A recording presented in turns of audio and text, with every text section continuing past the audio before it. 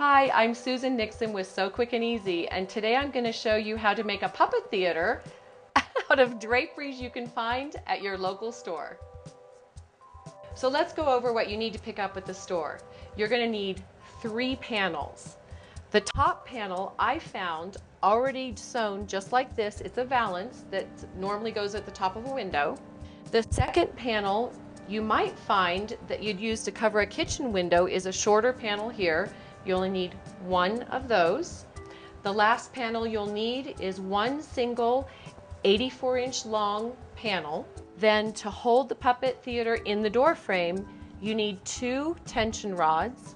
Then to maintain the shape of the window opening, this is a paint stir stick for a 5-gallon paint bucket. And at the bottom, I've actually used a yardstick, and I've taken it all the way through, and this holds your puppet theater in place when the kids are behind it putting on the show. So we're going to start with our background panel. This is my 1 single panel. It's the main one in the back. It's 84 inches long, but we don't need 84 inches, so we're going to cut 20 inches from the top edge. Now I'm going to cut this with my rotary cutter. We're actually going to use this to create the window of our theater, but I don't need the tab top to hang it from. So now we want to create the window. I want it 20 inches wide by 16 inches tall. I matched up the center of the window with my center pin. I'm going to create my sewing line for the first side and do the same thing on the 3 additional sides. So I put my window panel on the pretty side of my long panel, measure down 22 inches. Here's my chalk sewing line, centers match. Now I'm just going to sew the rectangle to create the window. So I went ahead and sewed around the first 3 sides, and now I'm just going to finish up right here. Now I'm going to take my scissors, make a little cut through both layers in the center, and then I'm going to cut out to each corner. Now I'm ready to press my seam. Once you've pressed it flat to set the threads, then you open up the seam allowance, and we're going to press 1 more time. That way when I flip it to create the window, we get a nice even fold. So I'm just going to pick up my window piece, turn it to the opposite side, we straighten it out, and we're ready to press it flat.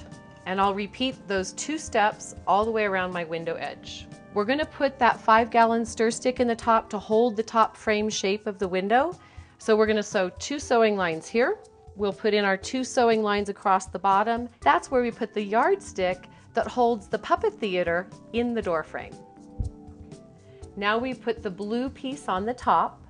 I'm holding the top of my brown fabric here in the fold, and I'm going to fold this back so it goes all the way up to the top. And I'm just going to follow the sewing line that was already there on the pre-purchased panel. I'm just going to sew right on top of it to create the casing for my spring tension rod. Here I have my kitchen panel. Remember that one was already 28 inches long, but I want to cut it in half lengthwise.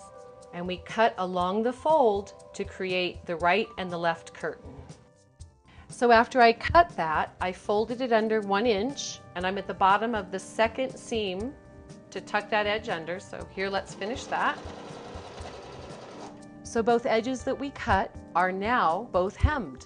So now we're ready for the finishing touches. We want to support the top and bottom of the window. Remember I talked about that 5-gallon stir stick? Now we're ready to put the yardstick into the bottom pocket. Now we're looking at the front side, and it's time to add the green curtain. And it's showtime!